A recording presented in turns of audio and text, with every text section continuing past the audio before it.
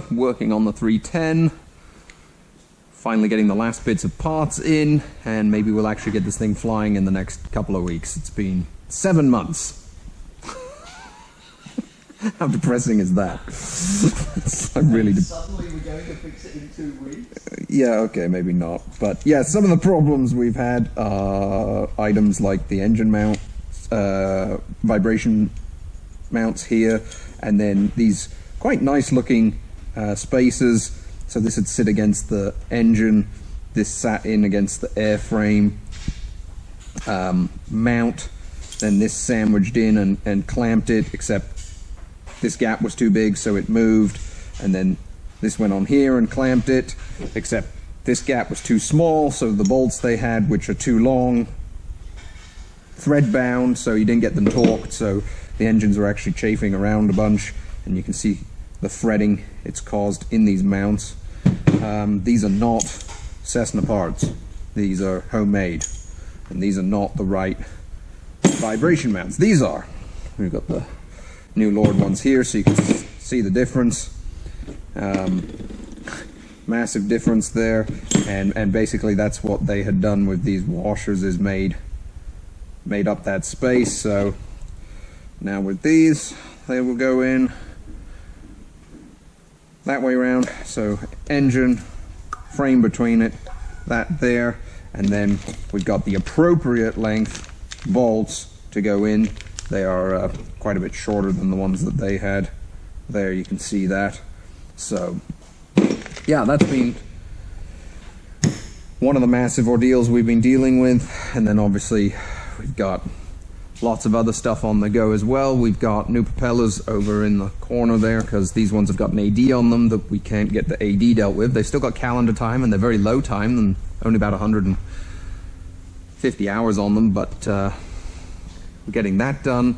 We've got a little bit of engine work left to finish off. We've had some new exhausts made, and we're getting those all in as well, and we've got new alternate air cables, so I'm getting those threaded through. That is quite an ordeal. So yeah, the right one is in, and here's the left one. I've started it in through the cabin. Now I gotta feed this bit back up and into the fuselage, and then snake it around, and it's actually bolts in place as it goes through like fuselage stations and wing stations, so you gotta start threading all the nuts and washers on as you bring it through. So, and I gotta get that fed out and through and up into the engine compartment. The flaps were totally rigged wrong in this. It took about 18 hours to sort the flaps out. They had made a repair here on the other flap that stopped them closing properly, and then they adjusted rods that are supposed to be a set length to get them to close, and then they actually, got the inner push rods the wrong length and cables all at the wrong tension, and it was a real mess. Gear was a total mess as well. Hardware around the wrong way and bumping into stuff and binding up in the fuselage and causing lots of issues. So, this is the kind of stuff that causes gear failures and tears the airplane apart slowly. So here we can see our new cables. And we get this one fitted up here. Now I got to start putting washers and nuts and feeding it out and into the wing. And once that's done, obviously I can now finally close up the fuel selector area and then start putting the interior back together. So hopefully it will all start coming together here. I left all my washers outside. These are from McFarlane Aviation. They've done a beautiful job with these. It's a very complex control cable for alternate air door that has an automatic spring to open it if you block it all up anyway. They went to a much simpler cable on later models. But this is what we have to deal with. A lot of issues have just been parts availability and It's taken a long time to get some of this stuff.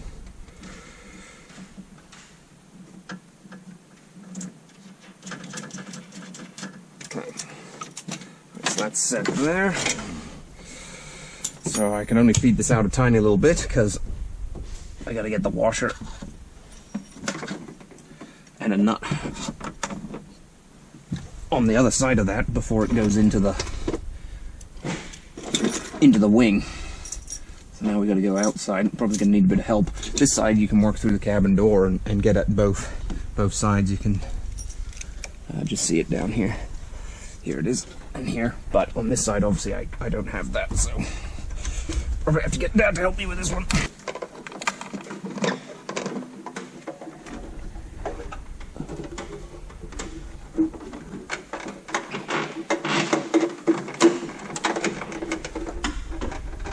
And I need to get another one on there before we go into that bulkhead. So, yeah. Anyway.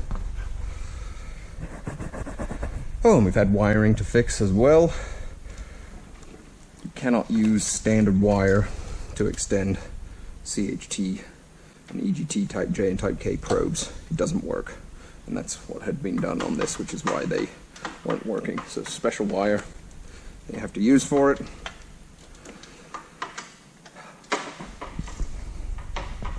Yeah. Yeah. Anyway, we're just going to carry on. That's a bit of an update here. Anyone that's looking at a complex aircraft or an older complex aircraft, you can anticipate a lot of work. We're probably going to have 300 plus hours into this annual. Now obviously that is addressing a lot of stuff: gear, props, engine mounts, control cables, and rigging of gear flaps. But this is stuff that, if it's ignored, is going to result in the aircraft becoming, destroyed when you have a gear up landing, and then you can't afford to fix it because it's just not worth it. Okay, hopefully some flying soon, and hopefully flying this soon. Get out, get flying done, and stay safe.